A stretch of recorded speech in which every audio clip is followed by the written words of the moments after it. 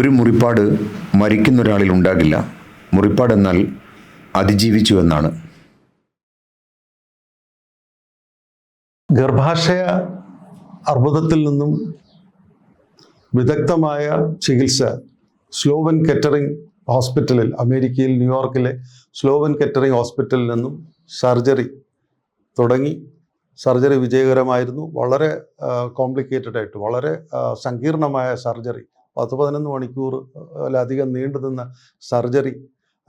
Doctor Dennis Ji, north കൊറിയക്കാരനായിട്ടുള്ള doctor Dennis ജിയുടെ പരിചരണത്തിൽ അവർ സർജറി വിജയകരമായി വിജയിച്ചു. അത് കഴിഞ്ഞ് അതിനെ തുടർന്ന് രാസചികിത്സ, കീമോതെറാപ്പി എന്ന് പറയുന്ന രാസചികിത്സ ഇന്ത്യൻ നാഷണലായിട്ടുള്ള ഡോക്ടർ വിക്കി മാക്കർ അവരുടെ നേതൃത്വത്തിൽ അതും ഏതാണ്ട് 8 മാസത്തോളം നീണ്ടുനിന്ന രാസചികിത്സയും വിജയകരമായി അവർ വിജയിച്ചു. സമ്പൂർണ്ണമായിട്ടും ആരോഗ്യവതിയായി സുഖം പ്രാപിച്ചു.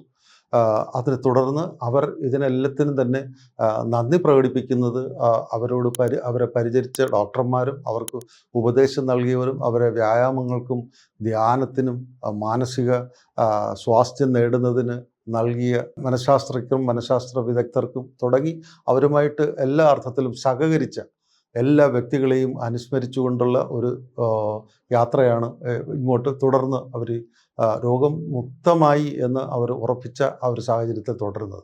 ഇത് കൂടാതെ അവരങ്ങ് ഒരു തീരുമാനം എടുക്കുന്നു, ഇനി ക്യാൻസർ വിരുദ്ധ പ്രവർത്തനങ്ങൾക്ക് അവർ മുന്നിട്ടിറങ്ങും. അതിന് ആളുകളെ ധൈര്യപ്പെടുത്തും. ക്യാൻസർ ബാധിതരാകുന്ന ആളുകൾ എങ്ങനെ ജീവിക്കണം, ഏത് രീതിയിലുള്ള നിഷ്ഠകൾ പാലിക്കണം, ഏത് രീതിയിൽ ജീവിതത്തെ അഭിമുഖീകരിക്കണം തുടങ്ങിയ കാര്യങ്ങൾ അവരനുഭവിച്ചതും അവർ നേരിട്ടതും അവർ പ്രാവർത്തികമാക്കിയതും അവർ എങ്ങനെ അസുഖം ഭേദമായി എന്ന് തുടങ്ങിയ കാര്യങ്ങളെക്കുറിച്ചുള്ള അവബോധം നൽകുന്നതിന് അവർ പൊതുസമൂഹത്തിലേക്ക് ഇറങ്ങി പ്രവർത്തിക്കുവാൻ ഒരു തീരുമാനമെടുക്കുന്നു. അത് ആ രീതിയിൽ അങ്ങനെ അത് ഇന്നും തുടരുന്നു. അവരിപ്പോഴും മുംബൈയിൽ തന്നെ, ബോളിവുഡിൽ തന്നെ സെറ്റിൽ ചെയ്തിരിക്കുന്നു.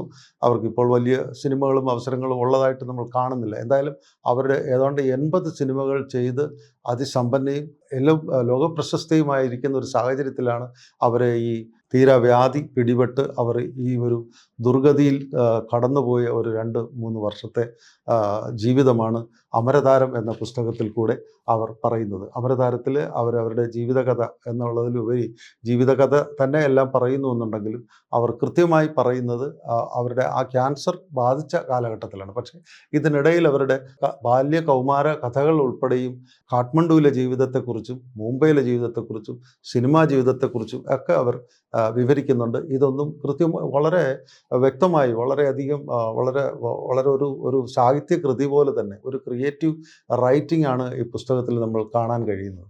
ആ രീതിയിൽ അവർക്കങ്ങനെ എഴുതാൻ കഴിഞ്ഞു എന്ന് പറയുന്നത് അവരുടെ ഈ പറഞ്ഞ ജീവിതകഥ വായിക്കുമ്പോൾ അതിനകത്ത് മനസ്സിലാക്കുന്നത് ഇവർ കുഞ്ഞുനാളിലെ തന്നെ നല്ല വായനാശീലമുള്ളൊരു സ്ത്രീയായിരുന്നു, ഒരു കുഞ്ഞു കുട്ടിയായിരുന്നു. അപ്പോൾ ഈ അസുഖം ബാധിച്ചു കഴിഞ്ഞപ്പോൾ ഈ ബാല്യ കൗമാര കാലങ്ങളിൽ അവർ കാണുകയും കേൾക്കുകയും വായിക്കുകയും ഒക്കെ ചെയ്തിരുന്നതിൻ്റെ ഒരു കുതൂഹലങ്ങൾ, അതിൻ്റെ ഒരു അന്വേഷണം ഇപ്പോൾ ക്യാൻസർ ബാധിതയായി അതിൻ്റെ എല്ലാ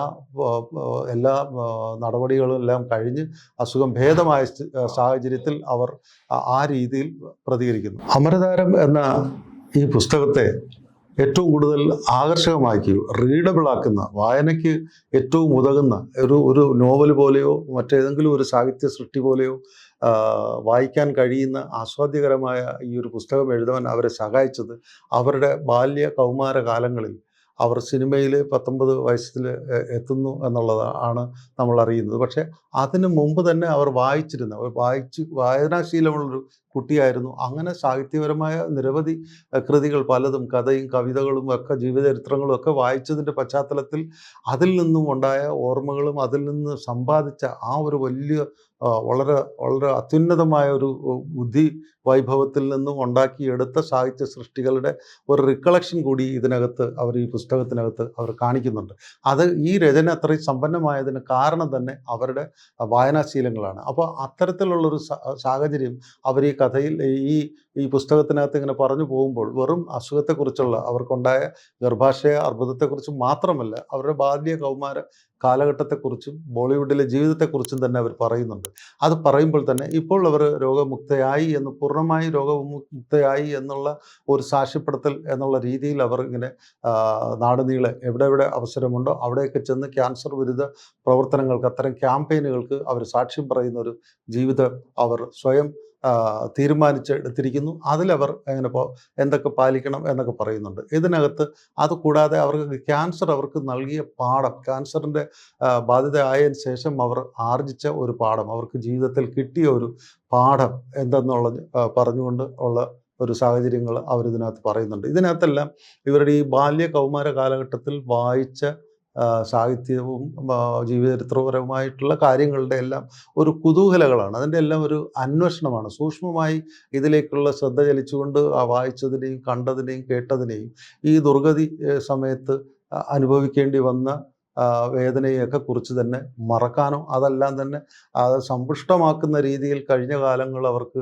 സമ്മാനിച്ച ജീവസാഹചര്യങ്ങളെ അവർ ഇതിനകത്ത് വർണ്ണിക്കുന്ന ഒരു സാഹചര്യമാണ് കാണുന്നത്. അതുകൂടാതെ ഇപ്പോൾ പൂർണ്ണമായും രോഗമുക്തയായി എന്ന് പറയുമ്പോൾ അവരെ ചികിത്സിച്ച സ്ലോവൻ കെറ്ററിംഗ് ഹോസ്പിറ്റലിൽ അവരെ ചികിത്സിച്ച ഡോക്ടർ ഡെന്നിസ് ജി അദ്ദേഹത്തോട് ചില ചോദ്യങ്ങൾ ചോദിക്കുന്നു. എങ്ങനെയാണ് ഇത്രയും സങ്കീർണമായ അത് മാത്രമല്ല, അവർ ഹോസ്പിറ്റലൈസ് ചെയ്യുമ്പോൾ സ്ലോവൻ കെറ്ററിംഗ് സെൻറ്ററിലേക്ക് ഹോസ്പിറ്റലൈസ്ഡ് ആയിട്ട് റെഫറൻസ് കിട്ടി അവിടെ നിൽക്കുമ്പോൾ 3-ാം ഘട്ടത്തിൽ ആണ് ക്യാൻസർ എന്ന് പറഞ്ഞിരുന്നു. പക്ഷേ ഇപ്പോഴാണ് ഡോക്ടർ ഡെന്നിസ് ജി പറയുന്നില്ല, 3-ാം ഘട്ടത്തിലല്ല, 4-ാം ഘട്ടത്തിലാണ്. 4-ാം ഘട്ടത്തിൽ അതിജീവിക്കുന്നവരുടെ എണ്ണം വളരെ തുച്ഛമായിരുന്നു എന്നുള്ളതാണ്. പക്ഷേ എങ്കിലും ശരിയായ ഒരു ഹോസ്പിറ്റലിൽ, ശരിയായ വൈദഗ്ധ്യമുള്ള ഒരു ഹോസ്പിറ്റലിൽ ചികിത്സ നേടിയതുകൊണ്ടാണ് ഇത്രയും സങ്കീർണമായൊരു ശസ്ത്രക്രിയ കഴിഞ്ഞിട്ടും മനീഷ ജീവിച്ചിരിക്കുന്നു എന്ന് ഡോക്ടർ ഡെന്നിസ് ജി പറയുന്നുണ്ട്. അതുകൂടാതെ ഇത് ഈ ശസ്ത്രക്രിയ മാത്രമല്ല അവരുടെ ജീവിതത്തിന് ഈ വീണ്ടും ഒരു ജീവിതം, പുനർജീവിതം അല്ലെങ്കിൽ ആരോഗ്യവതിയായ ഒരു ജീവിതം കിട്ടുവാൻ കാരണം അതിനെ തുടർന്നുണ്ടാകുന്നത് ശസ്ത്രക്രിയയ്ക്ക് ശേഷം ഉണ്ടാകുന്ന രാസചികിത്സയ്ക്ക് അവരുടെ ശരീരം പ്രതികരിച്ചു എന്നുള്ളതാണ്. പിന്നെ അവർ ഡോക്ടർ വിക്കി മാക്കർ രാസചികിത്സ നടത്തിയ വിക്കി മാക്കറോട് ചോദിച്ചപ്പോൾ അവരും പറയുന്നു ഇത് മനീഷയുടെ മാനസികാവസ്ഥ, മനീഷയുടെ ധൈര്യം,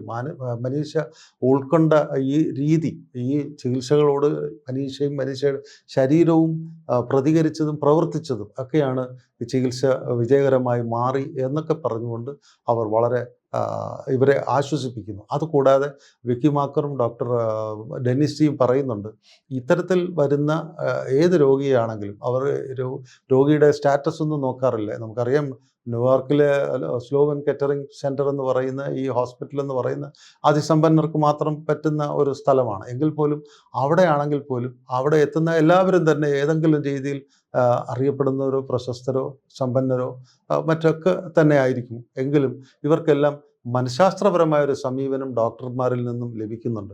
അവിടുത്തെ ഡോക്ടർമാരിൽ നിന്നും നഴ്സുമാരിൽ നിന്നും ഒക്കെ ലഭിക്കുന്നുണ്ട്. മനഃശാസ്ത്രപരമായി കൂടെ ഇവരെ ധൈര്യപ്പെടുത്തുകയാണ്. പേഷ്യൻസ്, രോഗികൾ ഏതെങ്കിലും രീതിയിൽ മാനസികമായി തളർന്നു പോയാൽ ഇത് ശരീരത്തോട് ഈ മരുന്നും ചികിത്സകളൊന്നും ഫലിക്കില്ല എന്നുള്ള ഒരു സംഭവം കൂടെ അവിടെ ഉണ്ട്. അതുകൊണ്ട് തന്നെ ഡോക്ടർമാർ എല്ലാവരും തന്നെ ഈ രോഗികളെ മനീഷ കൊയ്രാളയ്ക്കും ആ ഒരു പരിചരണം, ആ ഒരു സമ്പൂർണമായൊരു പരിചരണവും അതിനുവേണ്ട ശാസ്ത്രീയവും മനഃശാസ്ത്രപരവുമായിട്ടുള്ള സമീപനം കൂടെ ഡോക്ടർമാർ രണ്ടുപേരും പിന്നെ നഴ്സുമാരും ആ ഹോസ്പിറ്റലിൽ ഒന്നടങ്കവും പ്രവർത്തിച്ചു എന്നുള്ളതിൻ്റെ ഒരു വിജയമാണ് മനീഷ പൂർണ്ണമായും രോഗമുക്തയായി എന്നുള്ളൊരു സാഹചര്യം അവർ തന്നെ അവരുടെ ഡോക്ടർമാരോട് ചോദിക്കുമ്പോൾ കിട്ടുന്ന പ്രതികരണം. അപ്പോൾ ആ ഒരു ധൈര്യം മനീഷയ്ക്ക് എവിടെ നിന്ന് കിട്ടി എന്നുള്ളത് ചോദിച്ചാൽ നമ്മൾ നേരത്തെ പറഞ്ഞതുപോലെ മനീഷയുടെ വായനയും എഴുത്തും പിന്നെ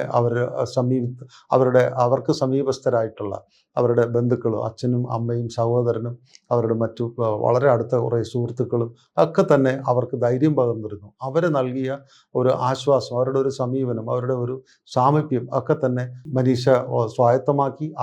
മനീഷ അത് ധൈര്യത്തിന് വേണ്ടി അത് ഉപകരിച്ചു. അതുകൂടാതെ മനീഷ ഇനി വേറെ നിവൃത്തിയില്ല, എങ്ങനെ ആശങ്കപ്പെട്ടാലും രോഗമുക്തി നേടുക എന്നുള്ള ഒരു സാഹചര്യം സാഹചര്യം മാത്രമേ ഇതിൽ അവശേഷിക്കുന്നുള്ളൂ. അതുകൊണ്ട് തന്നെ ധൈര്യപ്പെട്ടിട്ട് ഡോക്ടർമാരിൽ വിധേയമാകുക, ഡോക്ടർമാരുടെ ചികിത്സയ്ക്കും ഡോക്ടർമാർ നൽകുന്ന നിർദ്ദേശങ്ങൾക്കും കൃത്യമായി പ്രതികരിക്കുക എന്നുള്ള ഒരു ധൈര്യം അവർ ആർജിച്ചിരുന്നു. ആ ഒരു ധൈര്യത്തിൻ്റെ ഫലമായി അവർക്ക് പൂർണ്ണമായി സൗഖ്യം പ്രാപിക്കാൻ കഴിഞ്ഞു എന്നാണ് പറയുന്നത്.